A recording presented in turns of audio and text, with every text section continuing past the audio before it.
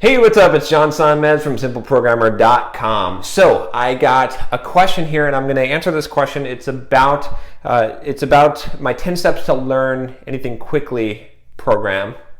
And just to give you a little bit of background before I answer this question, I basically created this course called 10 Steps to Learn Anything Quickly, and it does what it says. It teaches you how to teach yourself, which is a really important skill, but it teaches you how to do that quickly. So you can go to 10stepstolearn.com if you want to check it out.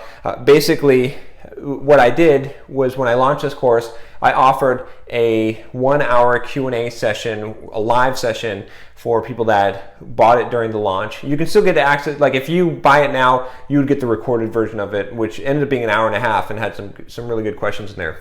Anyway, so I had some technical difficulties starting it up, had some problems with Google Hangouts.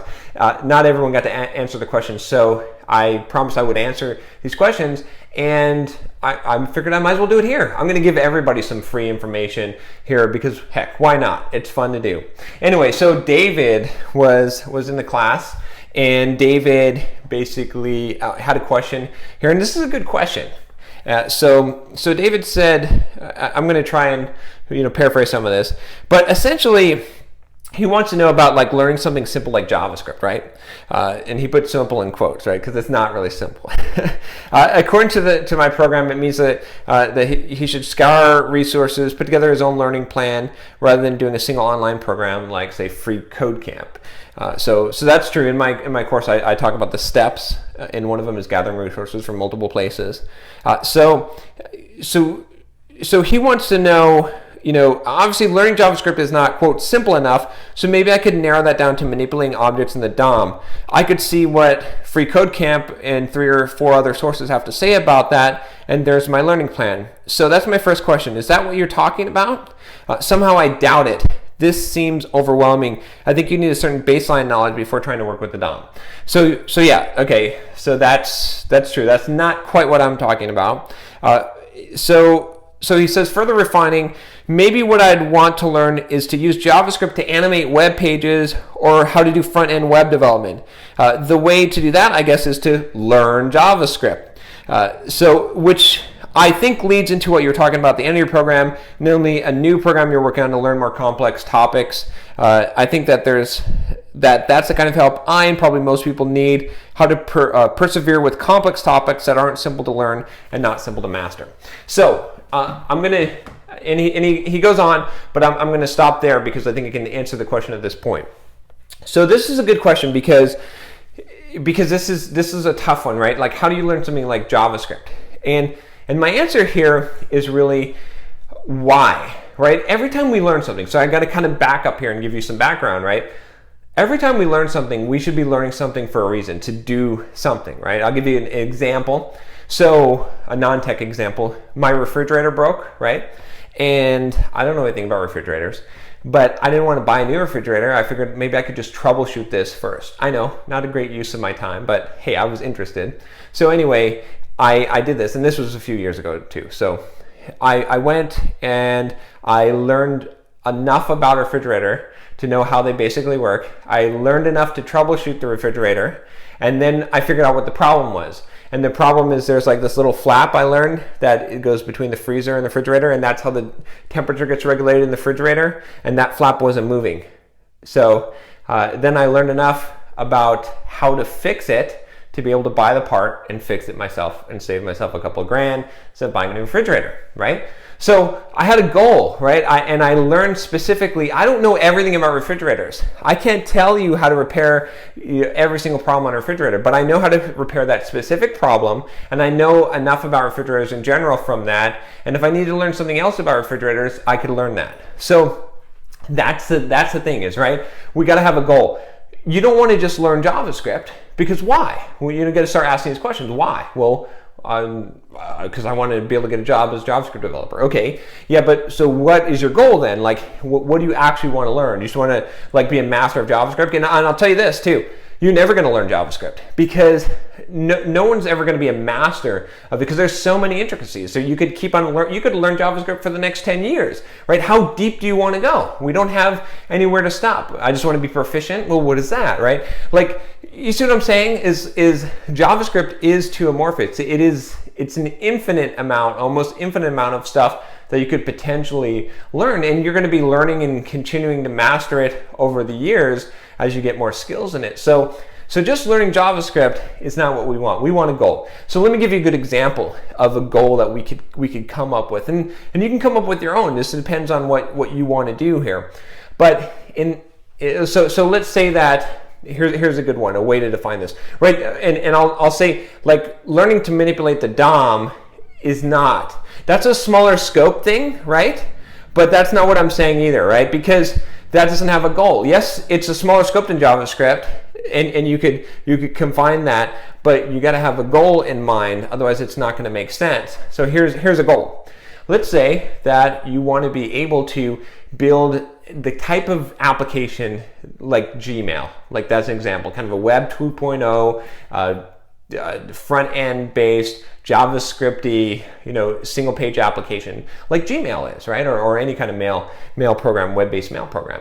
That's a good goal, right? Now you don't have to implement the whole entire thing, but that's a good place to anchor your goal, and if you can do that, then you've learned enough JavaScript to get a job at a company that builds applications that are similar to Gmail, right? So that's a solid goal, and we can scope that down smaller, right? So now you're going to have a lot of basics. If you've never programmed before, obviously it's going to be harder, but it gives you somewhere to start, right? You can start up by looking at that goal and breaking it down into modules to say, well, what parts of JavaScript do I need to know in order to build this? Because like if you just knew the language itself, that wouldn't be enough, right? Because you've got to use frameworks to do this, right? You've got to know about the web browser a little bit, right? So then it becomes useful knowledge, as opposed to, I guarantee you this, if you just learn JavaScript, if you just pick up a book on JavaScript and you just learn all the commands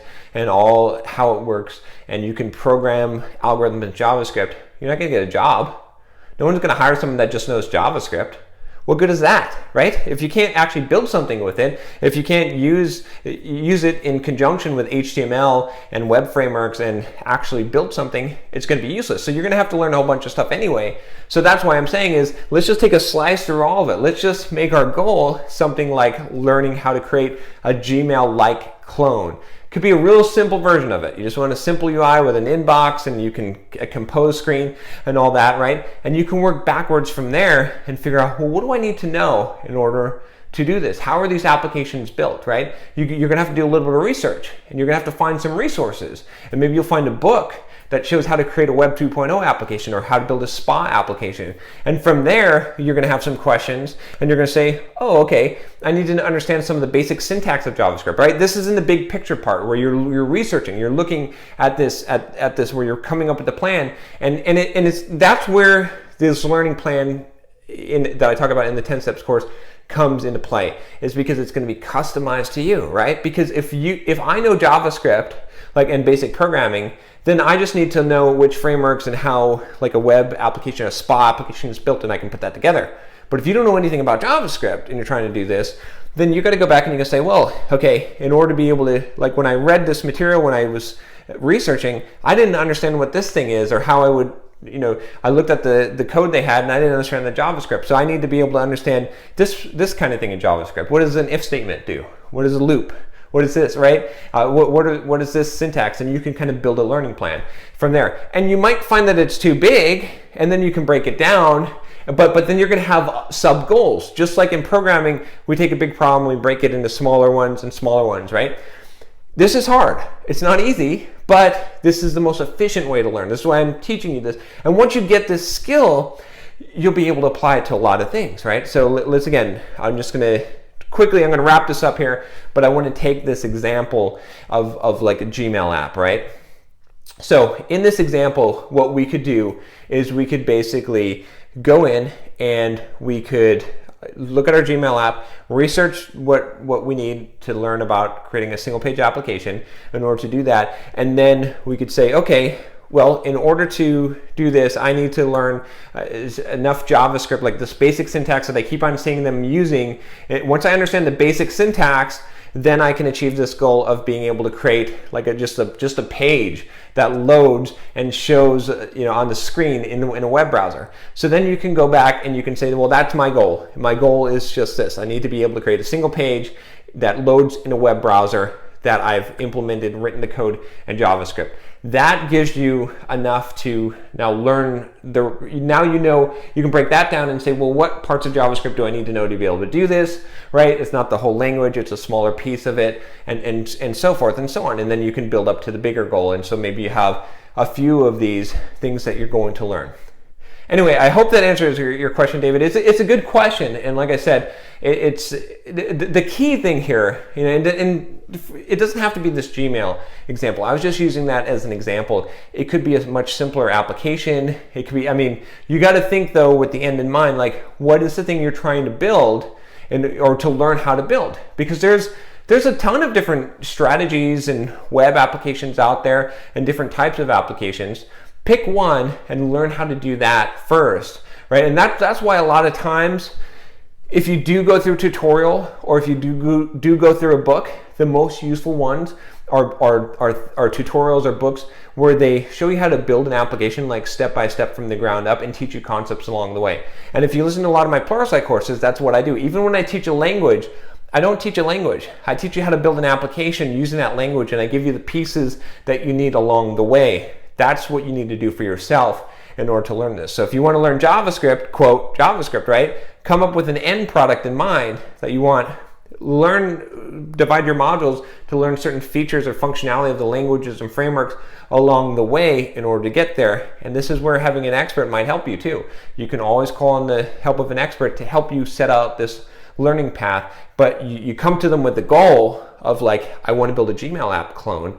Then you're going to have something. Whereas if you just say, I just want to learn JavaScript, gosh, I don't even know where to begin. Where do I teach you this, right? And I've had to go through this myself because I've taught people programming languages from the ground up, and I found the best way to do it is to systematically say, well, what do you need to learn next in order to reach this goal? Like, let's start with the goal. If you can build this simple application, then this is going to be all the things that you need to know in JavaScript. So anyway, a little bit of a long answer here, but I think this question does deserve a long answer. If you got a question for me, email me at john@simpleprogrammer.com. And if you want to check out that course, it's 10 steps to learn anything quickly. You can find it at 10stepstolearn.com. And I'd appreciate any feedback. If this still doesn't make sense to you, leave me a comment below, but hopefully this does, and if you haven't gone through the course, maybe some of this might not make as much sense, but if you have, hopefully this helps you to tackle this problem, because I think a lot of people have this issue. In fact, I might add this video to the course. All right, I'll talk to you next time. Take care and don't forget to subscribe.